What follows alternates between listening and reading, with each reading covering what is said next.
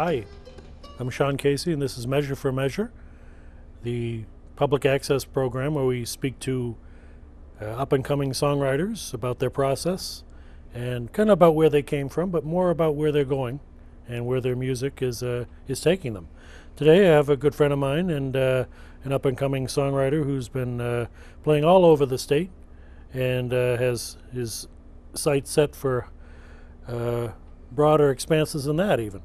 Mr. Troy Millette. Welcome, Troy. Thank you very much for having me. Glad we could get you before your schedule heats up a little bit, getting back to school. Absolutely. Now, generally, what we'd like to do with this program is kind of stay away from more of the basic boilerplate type,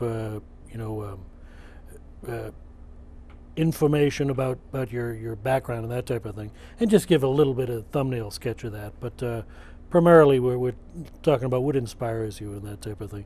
But that said, we want to know who Troy Millette is, where he's from, and that type of thing, so that the basic Tiger Beat interview type information. So yeah, unfortunately the people at home won't get the full 8-page spread, but we can give it our best shot.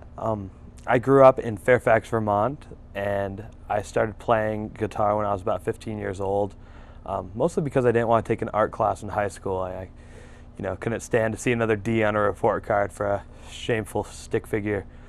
So I took that up, and a couple of my friends and I started a small group, and it was I got the bug there, and I decided that it was something I wanted to continue on and kind of use to express myself in a way that I couldn't otherwise. Mm-hmm. So since then I've been playing around the state of Vermont and some in upstate New York with people like Keegan Nolan and The Logger and Randy Smith from the band 8084, kind of wherever they'll let us set up and make some noise. Mm-hmm. Yeah, it's you have been kind of everywhere and hitting places like Higher Ground. Yeah. And the Opera House. You're going to be going on a tour with Randy Smith and his band of Merrymen, and two places that will take you all around, the state a little more, and getting your name out there. Now, what really is, say, the 2 or 3 word blurb that you might say, kind of, if somebody said, "What's Troy Millette's music like?" Controlled chaos. It's kind of, I think the live performance, if anybody has seen it, or I know you have been a part of many of them, it's kind of whatever comes off the fly. And I think that's kind of how I approach songwriting in the same way, is that it's kind of that raw, initial emotion as opposed to something that's thought out, and kind of, it feels a little synthetic to me. So I'd like to say controlled chaos. Mm-hmm. Yeah. Well, we're going to jump right into to hearing a song. Now, this song has an interesting title. Tell me what the title is of the song and how it got that title. Yeah, so the song is called Song 3, and it's, like most songs, a song about a girl that I was very interested in way back in high school, and who had recently broke up with her boyfriend, and I was trying to console her through that, as terrible as that sounds on my half. And we were actually getting ready to play at Higher Ground the next day. I was in a band called With Love Anonymous, and we kind of threw this song together, the percussionist and I, and we wanted to play it in the set, and we had no title for it. It was very rough. There's no chorus to the song, and at the time that was not planned. It just didn't have a chorus. And we're like, well, we could put it in there, but let's just put it in as like Song 3, so we'll kind of cover it up. And this title kind of stuck, and I still play it out to this day. It's called Song 3. All right, well, we're going to hear that. And why don't you give a listen to Troy Millette playing Song 3. This song is called Song 3.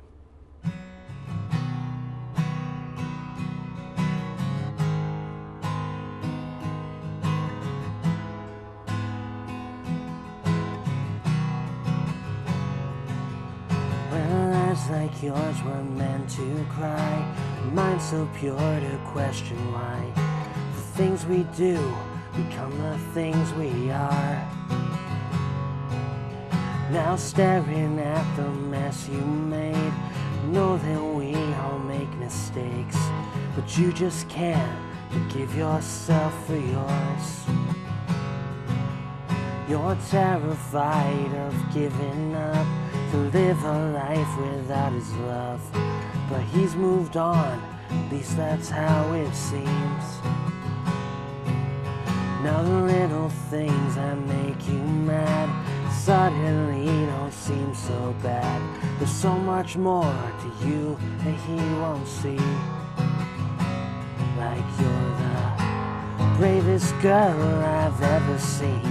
Don't need him to chase your dreams. You'll go farther than you know. And when the ice you walk you wears too thin, leave the coast and dive on in. No matter where you land, you're not alone.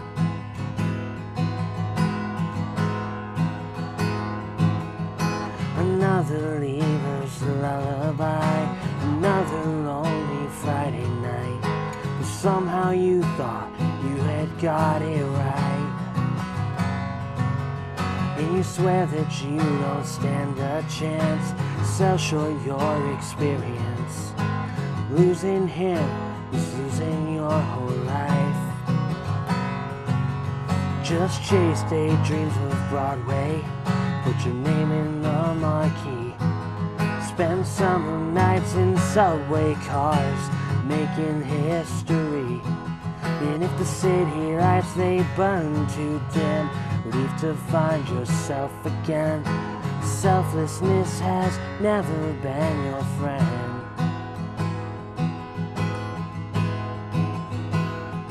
And you're trying to run away. One day he might beg you to stay. And you're trying to run away. One day he might beg you to stay. I wish you would stay. Okay, well, thank you, Troy. That was excellent. I have a question.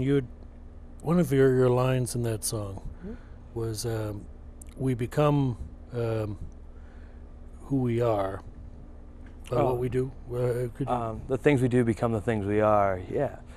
And it's a great line. Could you go into a little bit, kind of about how, sort of, that all of a sudden life is, in a way, this, this conglomeration of our actions, and it really is sort of who we become, right? Yeah, the line for me came from the spot where that a state of being all of a sudden becomes your permanent state of being, where you see someone, especially around, graduating high school, heading off into college age group, they're confused for, a second, but they become confused individuals, or the lost individuals, and to me that was just kind of a sad concept. The girl that the song's about is, was lost, but she wasn't lost. She was just lost in that aspect of her life, and it kind of fell apart for her. And I just thought it was kind of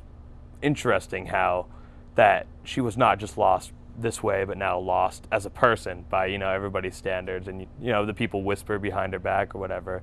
But it kind of spills over into everything, that whatever you do defines you in some way, shape, or form, and that's just kind of the way of the world. Mm-hmm. It is interesting, about how we think of kind of our actions always being intentional in some sort of way, but it's amazing sort of how life happens, and I kind of see that a little bit in your music. Is that it's not just about what we do; it's about our reactions to things, and like you had sung about that in that line, and also about how some of a song we're going to hear later, one of my favorites of yours, is called "Home," about that whole concept of what is a home, and it's not just, of course, this place, but it's this, it's a kind of what you do, that makes it a home. Exactly, and I think the two kind of, I've never thought about it that way, but kind of tied together is that the home, is not a home, a nice little house. It's where you feel that you're not defined by the things that you have done or, need to do to be the person that you want to be.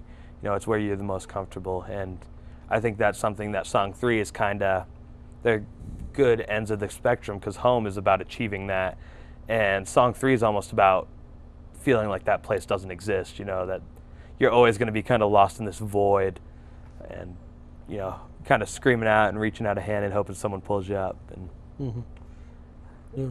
Now, what sometimes I know that I've seen kind of in writing those sort of desolate places emotionally can really resonate and become something that has a lot of inspiration for some reason. Can you talk about that, kind of where, how emotions, even when they're sad, as long as they're true and honest and intense, all of a sudden they're musical? Yeah, I think I think it goes both ways. I think for me as a writer, it helps me kind of get those things out and try to, as you work through the, generic formula of 3 verses and a chorus or whatever, 2 verses and a bridge, you kind of have worked through the problem itself a little bit, because you are, trying to get to that end result of like, oh, this is a great song and this is something I need to get out. So, you kind of work yourself through it by making the pieces fit together. And I know in a lot of cases, by the time I get to the end of the song, to the point where it's a piece I'd like to perform out, I'm kind of over it in a way. It's something that I've come to terms with as this is how it is, or this is something I need to pursue further. I think in a lot of ways that the songs come easiest from sadness, because it's easier to work them out with yourself, because you feel like no one else has this problem. You kind of feel that isolation, where if you're in a great mood, you probably aren't sitting in your room with a guitar, is the way at least personally I feel about it. But not to say that great stuff doesn't come from that as well sometimes. Mm-hmm. Yeah. Now, when you sort of alluded to it a little bit about how a song can sort of catapult you into a specific emotion or feeling, even a funk sometimes. Yeah. When you play a song, you get into the middle of a song, does it sometimes take you to a certain place, like a familiar sort of feeling, almost like a smell or a sound, like that just, wow, I came in and I smelled, my mother's pot roast, and I remember that smell, something like that. It's sort of, do you find music can sort of do that same sort of thing when you play it, that it catapults you to a specific time and place in your life? Or? I think each song kind of has their own little eureka moment, that kind of takes you back to where you were when the song came together. I mean, in my live shows, I still play songs that I wrote, almost 5-6 years ago now, which to me feels like an eternity. But I think in the writing process that kind of feeling comes along. I think it's when you first play that, you pick up the guitar and the melody of the words and the musical aspect kind of just fit together, and it's that kind of sigh of relief. It's kind of that safe haven, like, all right, this is going to be okay, and we're going to work, it's all going to work out, and things are going to be good. And I think it's kind of, that's the beauty of going to a live show or being able to perform your own, music that means something to you, is those little moments that, everybody has that song that they can remember where they were the first time they heard it. And I feel that same way about things I've wrote. I can remember exactly where I was when I decided that line was going to be the song that, kind of helped me get over whatever was going on. Mm-hmm. Speaking of lines from songs and kind of images from them, you have a kind of an image in a song that really kind of speaks to me. It always sort of conjures up an image. When you're talking about in the song, I Want to Turn This Car Around, about how your head is back in the headrest, and your fist is on the dash, and it's just like this, I gotta, there's this going and working things out. You know, why so many times, you know, I know like driving sometimes can be a real refuge, you know, for me and that type of thing. And it's like you cover all these miles sometimes at night, you know, and it's like while you think of things. And that I thought that line captured that. Yeah. So, you know, so perfectly in about how cars, you know, where this whole concept of motion sort of is like, is this talking about sort of like the motion of our lives? You know, I want to return back, not just turn the car around physically, but you know, turn it around emotionally sometimes. Yeah, that's kind of the.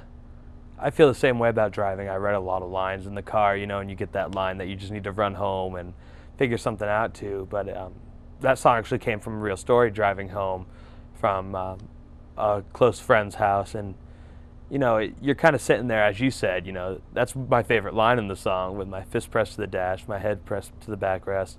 And you just kind of have to let that emotion wash over you, you know. And as much as you'd like to turn around and do things differently, or, you know, say something differently, you know, in a way you're constantly moving forward. You know, that's just not the way of the world.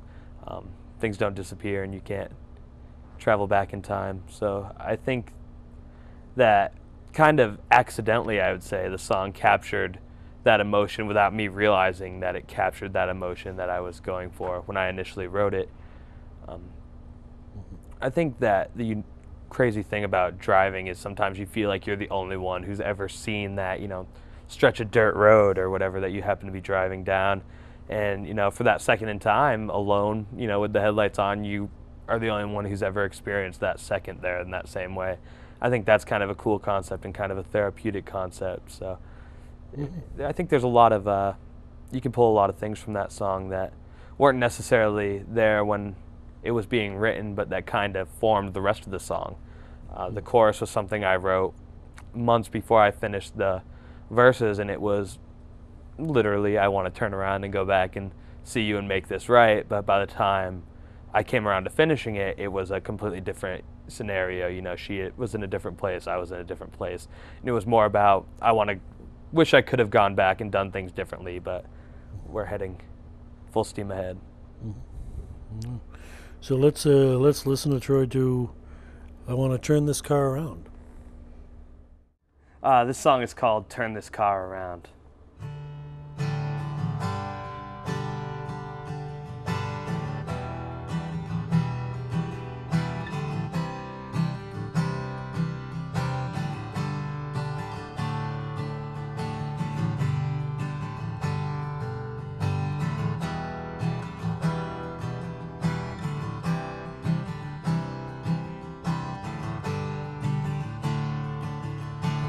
Staring out the windshield, watch the headlights disappear.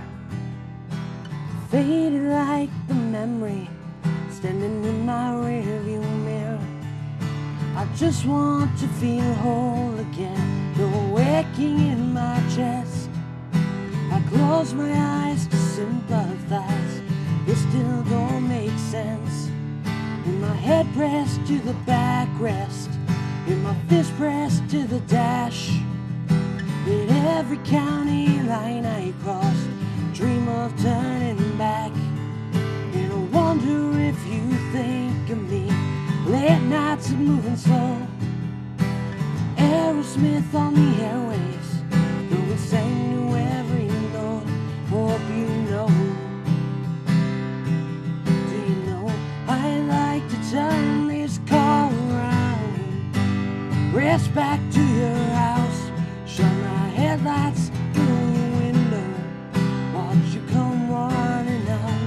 I could hold you in my arms, one last kiss beneath the stars. Let your daddy know I'm never letting go. I like to turn this car around.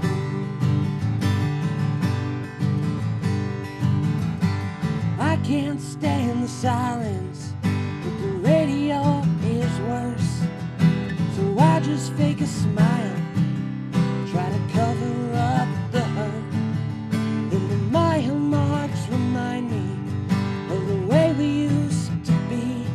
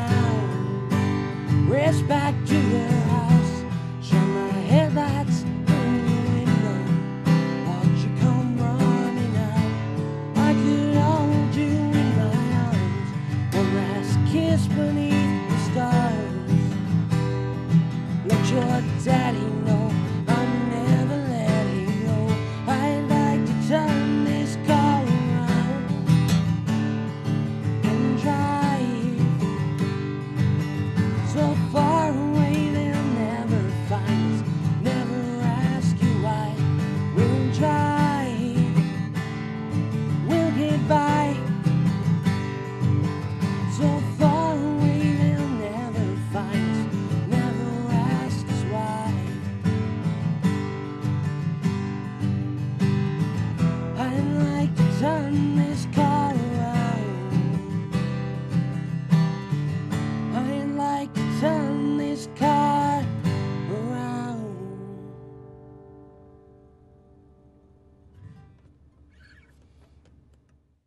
Thank you, Troy. It is beautiful, and I again love that line about the head being, pushed to the headrest and the fist on the dash, just because it sometimes it's that refuge of sort of travel that I want to. Oh, it's like I'm sort of in this vortex, this private place, and I know I cover a lot of miles with my little dog Warren. Yeah. In my riding shotgun, but at night and that type of thing, and you do a lot of thinking there. Yeah, absolutely. And it's no accident. It's sort of that car songs and songs about driving on the road, or just this. It's sort of like, I guess, the way cowboys wrote songs about, them and their horse and the, in the plains, that type of thing. That this constant revisiting of covering ground physically and emotionally, and that we get to places that we never would have imagined. It's a different place than we maybe thought we were going, and emotionally and physically. But now, when that whole you'd mentioned about sort of the songwriting process, that sometimes songs will be a long time sort of coming, and they will really evolve in a different way than you sort of anticipate. Is it little like a line that will sort of stick with you that says, I'm gonna that resonates with me. I'm gonna that's a song, and sometimes it just keeps popping back up in your consciousness, and all of a sudden it sort of plays out. Is that kind of the way the process happens? Yeah, with Turn This Car Around, that was definitely it, is that first line of the chorus, the I'd like to turn this car, it was something that I'd be at work or, driving in the car or whatever, and it just kind of hum along, and, finally it started to, you add a line here and there or whatever. But to me, the songs you write in 10, 15 minutes are the gifts. Those are the easy ones, and it's the songs that you work at. Sometimes they turn out fantastic, and sometimes they can't compare to that initial 15-minute song. But there's definitely something that triggers that emotion, that this is one that's worth digging into. And I think the story behind the song does that more for me. Is like, was this really something that, kind of changed the path I was on, kind of to go back to the car? Did this make me, pull over and think things through and, kind of let that moment wash over me and, decide what comes next? So I think that's kind of the deciding factor, is if it had enough of effect on me as a person to kind of make a splash as a song, I guess I would say. Mm-hmm. And, or sometimes I just really like the line, and I think it, if I try to work through it, maybe the whole song doesn't come out, to be this grand masterpiece that I want it to be, there might be, a verse here or a couplet here that I could pull later on. And I've done that as well as stuff I've written, before I played guitar even, I would scribble down little poems or whatever, and I've, found those in old notebooks, like, oh, that's kind of a cool idea, and, you pull the first couple lines, then it kind of becomes something new. And I wanted to ask you about that, actually. Have you kind of always been a writer for as long as you can remember? Did sort of that sort of language, the line, that couplet or that image, sort of always sort of resonate and be something you went back to, even like growing up? Absolutely. I used to love to write little books, and I'd write them off books I've already read that I was like, oh, that's not how that should have ended. It should have gone like this, or this should have happened here. And I always kind of thought it was magic, as nerdy as it sounds, that these words, like they're just words on the page, and it made you feel like this, And I always thought there was kind of more to what was on the page. So when I, start going up through elementary school and middle school, and you do the whole poetry thing or whatever, I needed to write my own, because I was like, yeah, if this guy can do it, I could probably do it. And some of those were just god awful, but some of them are, kind of hooked me on trying to figure out that perfect sequence of words that, sometimes it's not the word itself, it's where you say it or, how you say it. So it's hooked on phonics. Exactly. No, I call the 800 number and they sent me the box in the mail and we all write songs together. Yeah. But I mean, it's also that thing about language, and it's sort of like, doubled or in a way it also happens with sort of a chord progression or something. Like, when you're at a concert and you hear something, hear a song you love, and they just begin it and people start going crazy, because it's like, here we go, this is the sign that I'm going to be catapulted into this place, and it's just chords on a page, right, words on a page. It's just, but it's like all of a sudden, the first few strains of Freebird, and it's like, oh, we're going there, and then to have all the emotions around that song after what happened to that band, that type of thing, and it's sort of like it's that same thing. It's like almost like a little signal that we're going on a trip here. Absolutely. The first song that really caught my attention, I was a huge Full House fan when I was a kid. Like, I wanted to be John Stamos, and I was convinced I was going to be John Stamos. And I was introduced to the Beach Boys through that show, and I actually went to see them at the fair. I was probably 6 or 7 years old, way up in the grandstands or whatever. And they started "Wouldn't It Be Nice," and it has that little do do do do, and then that snare pop, that poof. And then there's kind of a second, and then wouldn't it? And to me, that was the moment where I could feel my heart in my stomach. I was so excited to hear that song, and it kind of taught me in my own songwriting years later that sometimes there's beauty in that little negative space. That little piano interlude and that one snare pop has very little to do with the rest of the song, but it's the build up, and he's saying something with that. It's kind of that. If you listen to it in sequence on the album, it's definitely a drastic change from the songs prior. And to me it's kind of all a trip how it comes together, how chords or words can come together and all of a sudden be something bigger than they are by themselves. Now, speaking of kind of the way songs take shape with sonically, now you've done some studio work. Where are you in that process now? Are you doing any studio work right now? I have plans to get back in the studio. The thing with that is I'm my own worst critic. So we went down at KTR and we laid down all the rough tracks for this 5-song EP, and I kind of have been sitting there picking them apart. Kind of seeing what I want to do. I'm hoping to have it finished this fall. I just need to go back in and kind of lay that all on the table with him. And I think that as a person, we all kind of evolve, organically. And I want the music not to feel forced. When I first decided I wanted to make the EP, there were a couple songs on there that at the time, meant the absolute world to me. And now it's kind of, it's like, oh, I've done better, or I don't feel like I can sing it the same way I used to. And I think that's the hardest part for me, is being satisfied with a set of material that I think is not only cohesive but also makes a statement that of who I am now, in the fall of 2014.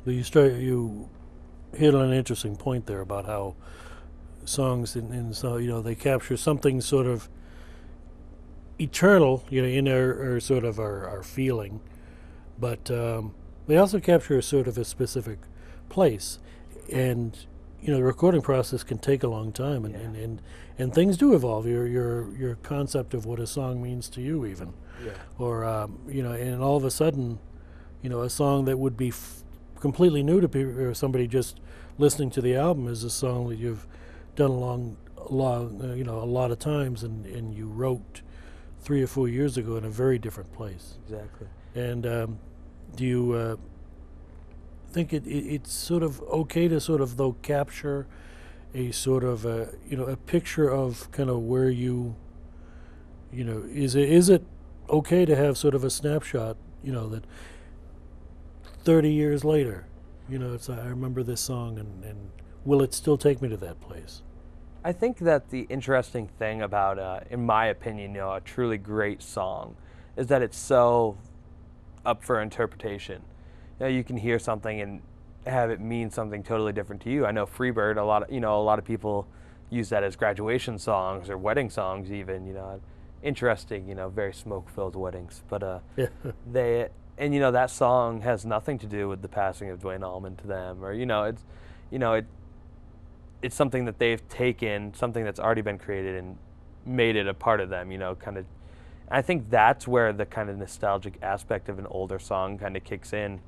And I think that I love the old playing the old songs. I've just kind of, like I said, I'm harsh on myself to think that, oh, maybe I need to do something that's more current, maybe more right now. I think those songs will always find their way.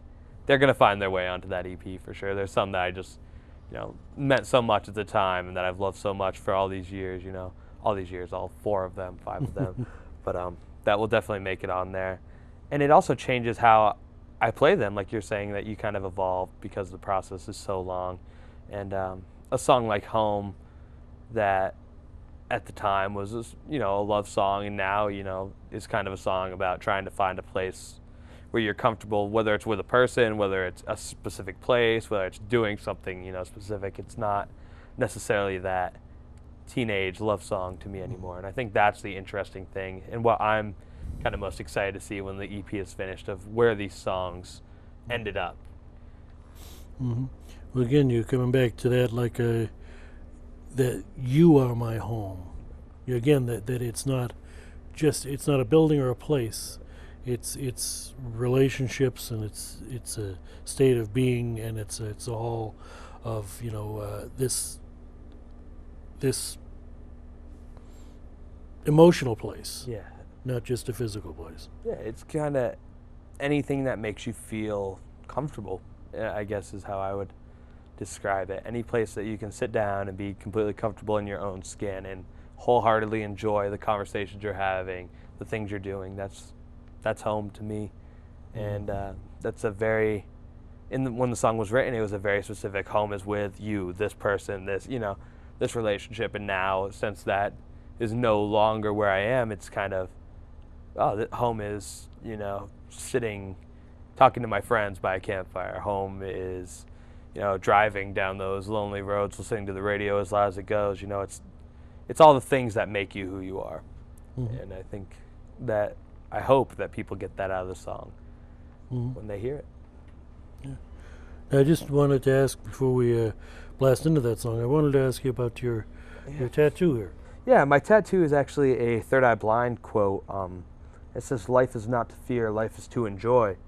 And I think that's a way I try to live my life, is that if you're not having fun or you're not enjoying what you're doing, it's probably not something worth doing. Obviously we have the essentials. You need to make a living to, eat and survive and give yourself shelter, but it's not long enough to spend time wallowing about, oh, I wish I was doing this, kind of try to get out and do it. And I think music is a great, for me, embodiment of that, is that you never know where you're going to go with it. I mean, to me, I play out as much as I can, because if I wasn't playing out, I'd be playing in my bedroom.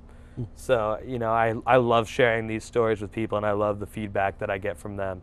And I've met some great people doing it along the way, yourself included, and people like Jack Grimmer and Caroline Jones and Randy Smith and the McCaras. There's so many people around here that, I wouldn't have met otherwise, and I wouldn't trade that for anything.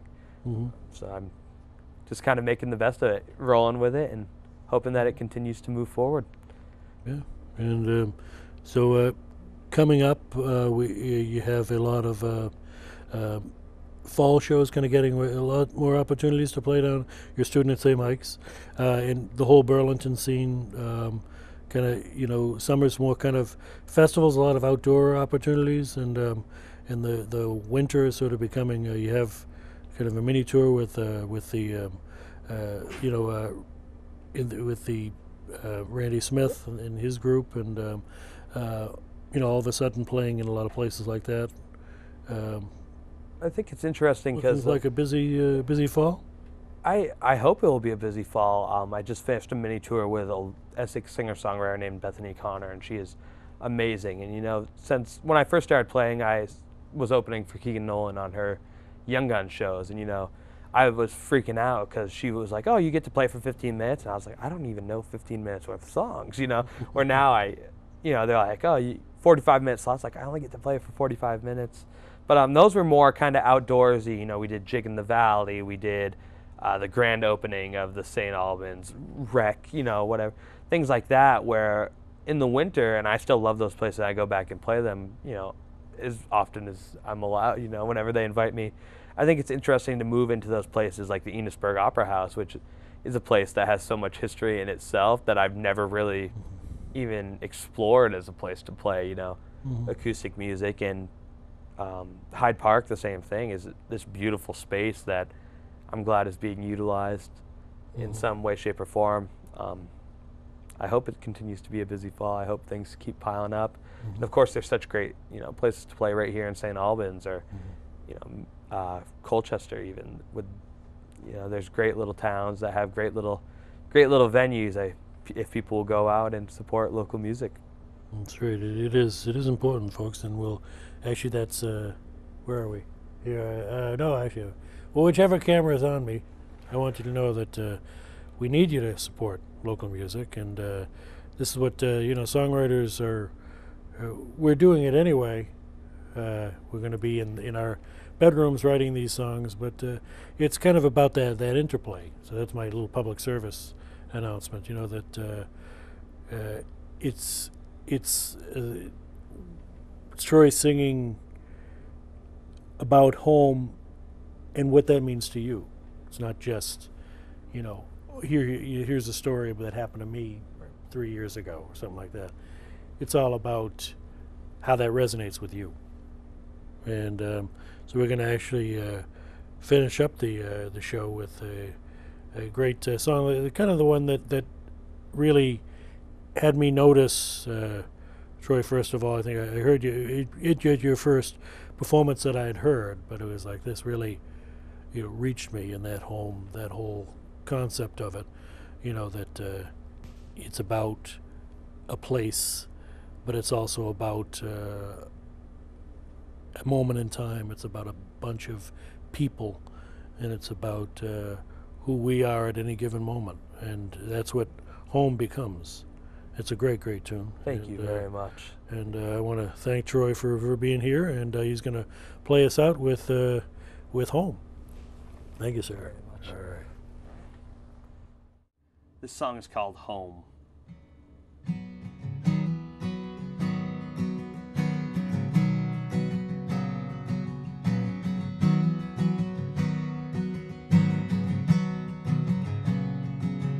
Well, some nights it doesn't feel right to fall asleep without you by my side.